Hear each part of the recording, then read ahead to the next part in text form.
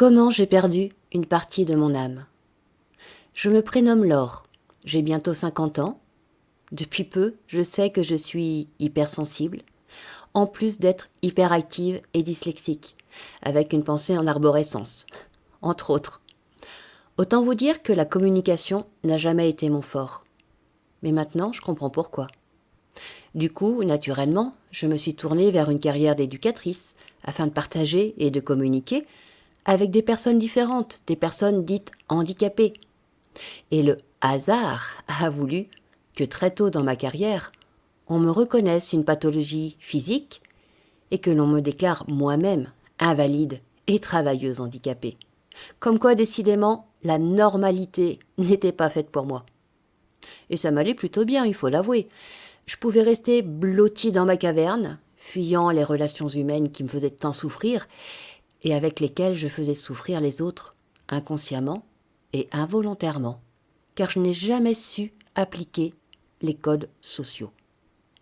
Après un licenciement pour raison médicale, j'ai voulu partager tous les outils auxquels je me suis formée et qui m'avaient permis d'évoluer et de m'épanouir, toujours en étant hors norme.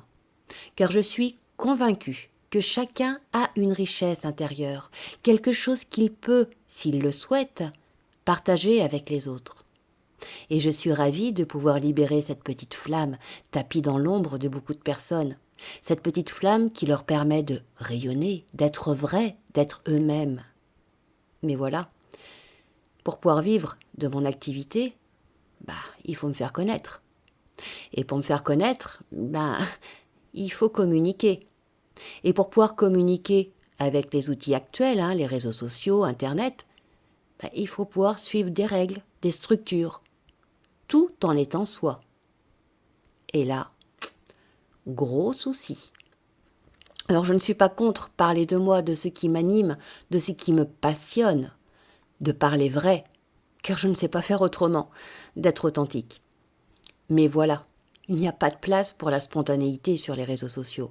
Il faut parler à des personnes de ce qu'elles ont envie d'entendre. Il faut parler à des algorithmes qui vont décider si oui ou non ils proposent mes publications sur des fils d'actualité. Et là, je me sens bloquée, renfermée dans une petite case. Et ça n'a jamais été possible pour moi d'être dans des petites cases. Alors autant vous dire que c'est un univers qui sort tout droit de la 4e dimension pour moi. Alors oui, j'ai essayé. Je suis sortie de ma zone de confort, de ma caverne, et je me suis inscrite à des formations. Formations avec mentor pour apprendre à communiquer efficacement à l'ère du digital. Et là, j'ai perdu une partie de mon âme. Parce que j'ai perdu ma créativité, ma spontanéité. Et je marche à côté de mes valeurs de simplicité, de respect, d'authenticité. Entendez, authenticité. La spontanéité et la dyslexie, les deux mis ensemble, ça fait bien souvent des mélanges étonnants, non?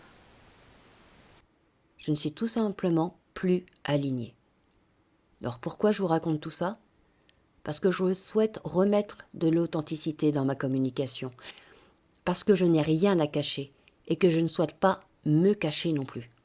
Parce que derrière mes posts, il y a une humaine avec ses doutes, ses faiblesses, ses limites, ses croyances, son hypersensibilité. Que malgré ma profession d'accompagnatrice, de libératrice de potentialité, de formatrice en Reiki Usui, de praticienne bien-être holistique, malgré tout ça, je reste une personne sur le chemin de l'épanouissement, avec ses coups de gueule, ses obstacles à surmonter, ses questions existentielles, tout comme vous. Et parce que je veux rendre hommage à mon âme, lui dire que je ne la renie pas et que je la choisis elle, plutôt que la notoriété sociale. Voilà. Ce post ne sera peut-être jamais lu, écouté et encore moins liké.